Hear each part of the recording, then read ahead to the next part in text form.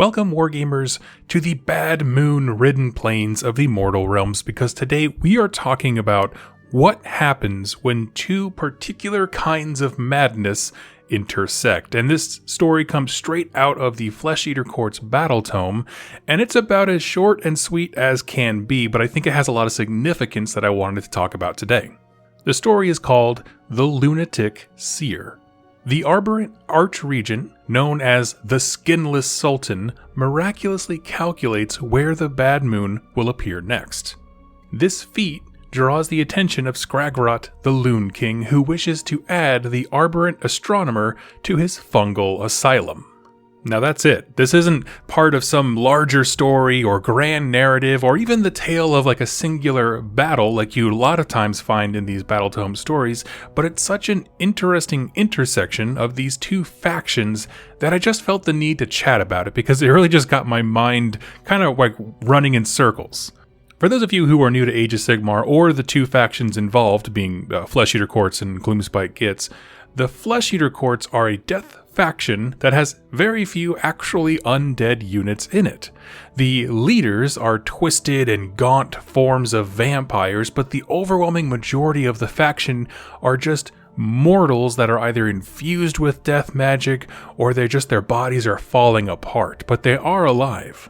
What unites them is a singularly interesting form of madness, a shared delusion set by the leader, but all members of that particular court are involved in the exact same delusion. Now, when I say shared, I don't just mean that like they see the same things, right? It's more than that. If the Ghoul King promotes someone in rank, every other person in the court sees the new rank. It's like this continuously updating thing that like basically everyone's always on the same page. It's just that page is from a super crazy book. It's like a shared reality that's always in sync with the mind that's leading it. And if the mind happens to be utterly crazy, everybody else is too. Where you and I may see, maddened cannibals slavering over the dead and growling at one another, they see themselves as noble, regal defenders of the realms. Knights and warriors that are questing for the good of the world or the realms, whatever you want to say, and vanquishing beasts and horrors of the land with swords and shields and all kinds of divine righteousness. And so that is their particular brand of crazy. I've gone on record multiple times saying I absolutely love the Flesh Eater Courts. That same unified craziness that they all have from court to court is such a fascinating idea. Because that means each individual court has its own mythos and heroes and ranks and all these kinds of things. And when that interacts with literally anything else, it just is so fascinating to me. Now, what's also relevant here are the Gloomspite Gitz.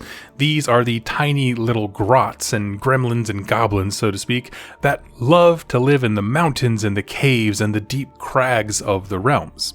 Now, while they're individually, of course, on their own quite weak, they become an avalanche of carnage in large numbers.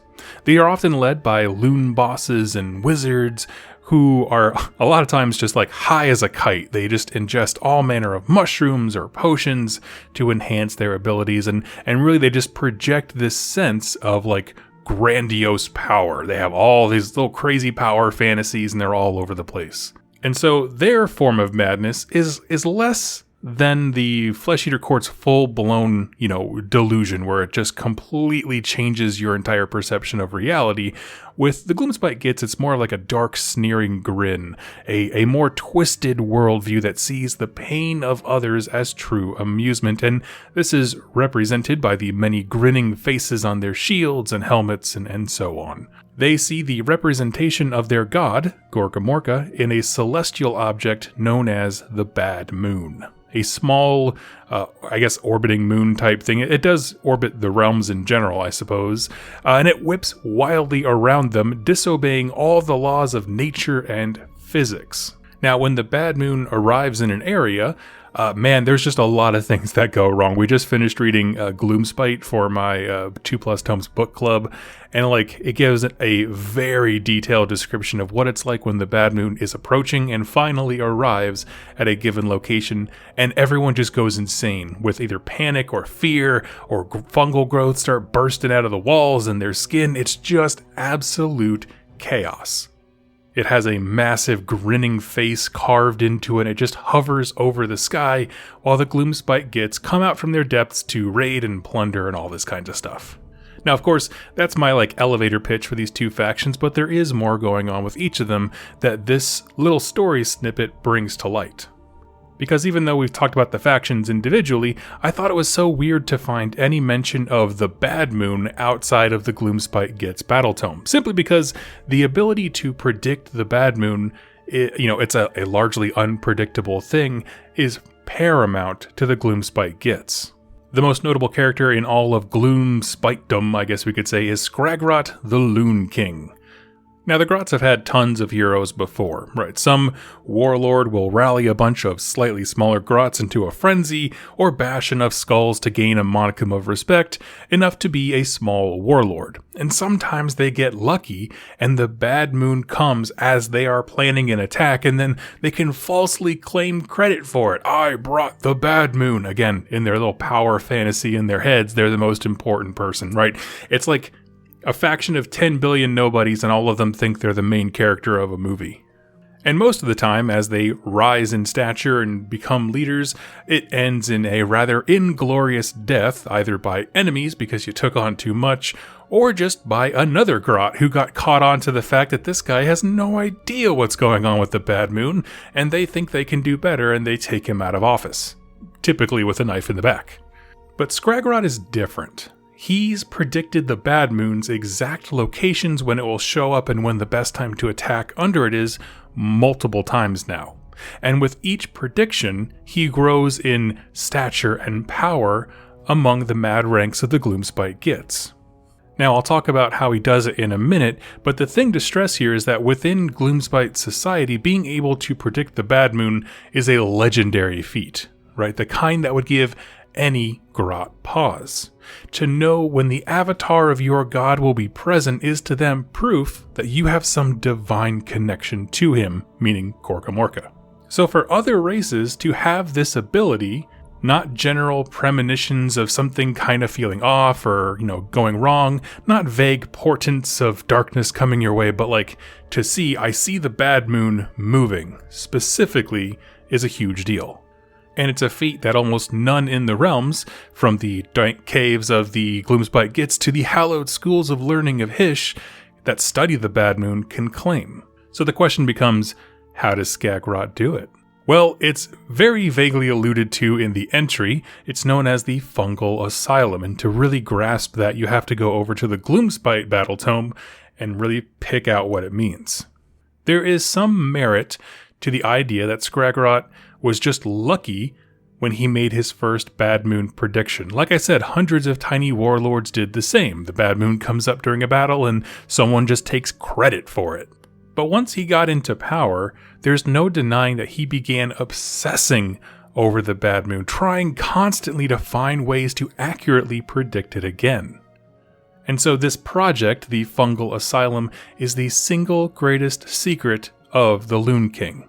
Deep within his fortress in Scrapaspil, there's a secret corridor accessible only by a hidden realm gate and guarded by Skragrott's tightest circles and a whole bunch of trogs and all kinds of stuff that's really hard to get through.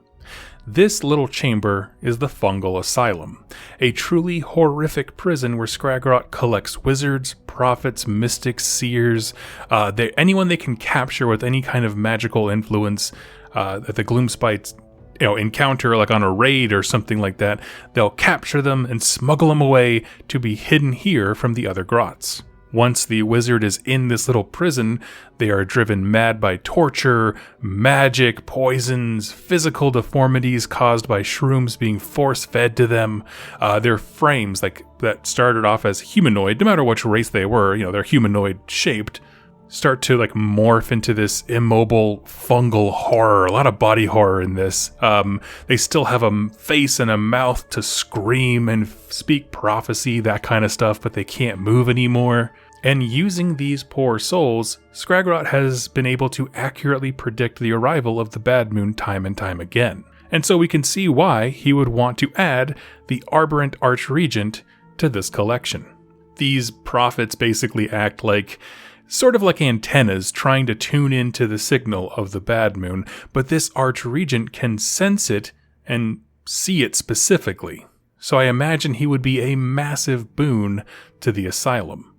And as a vampire, he's immortal, which is a bonus, because that way you don't have to keep going out and searching for these folks constantly, because turns out people in the Asylum tend to die from, starvation, cranial explosions, and so on. And so I wanted to end this video like I end all of them by talking about why is this cool. Like, we see these two narrative paths converging, centered around the Bad Moon. It's in the Flesh Eater Court's book, not in the Gloomspite, which is interesting. And I wanted to talk about it. Because I think to myself, what if he got what he wanted, right? What if Skragrott got the Archregent? Okay, well, first of all, that would be an insane battle. But would his madness infect the other people in the Asylum just like it does to other living mortals of the Flesh Eater Courts? Does it mess with their ability to see the Bad Moon coming? Does it enhance it? What would such a fate, like say you get the Archregent in your prison, you plant him in place because you shove a bunch of shrooms in his mouth. What does that do to his personal delusion? What would he think of himself and his environment? Because you're dealing with one very unstable mind, and you're throwing it into a different kind of unstable environment and mindset and prison, and it's just like, how do those two things work when they merge? And that's all assuming that they can capture him, because just getting him in that cage is a whole different kind of hell, because man, Arborant Archregents are described in the book as like exceptionally deadly monsters, and I'm sure it would take dang near an entire army to pin him down and capture him, if not just to dispose of his entire court surrounding him. If you don't know, specifically the unit Arborant Archregents, they're kind of like the next level above like the kings of a court. They can they can be in charge of multiple Flesh Eater courts. So like they have massive armies at their disposal. But what a crazy story it would be, like no matter how they got him, right? Imagine a Gloomspite Gitz story of hunting the Archregent. There's an epic battle of Gloomspite and Flesh Eater courts. Skragrott brings him into the Asylum, and the madness of the vampire infects everybody else trapped there. Maybe they still see the Bad Moon as before. Maybe it gives them a mental reprieve, just like the struggling ghouls are actually quite wretched creatures. They see themselves as well-fed and happy. Like, does that happen to the other prisoners? If that's true, that's a kindness, right? If it kind of give them a little bit of bliss and they can have a little bit of a reprieve within this prison. Or we go the other way and the mortals in the Asylum go into overload from madness because of the Gloomspite Gitz stuff and the delusion of the Flesh Eater courts, and all of their heads explode. Regardless, there's no way this story doesn't end like epic as hell, and I'm here for it. So anyway, friends, I want to hear your thoughts, because this is the part of why I chose this, is because I just want to hear, what do you think would happen if the Arborant Archregent got inside the Fungal Asylum? What would that do to everybody else in that prison? And then also just a side question of, what do you think it would reasonably take to actually capture him and get him there? I so look forward to hearing your all's thoughts. Leave in the comments down below, and I will catch you in my next Age of Sigmar lore video. Thank you so much for watching, and happy wargaming.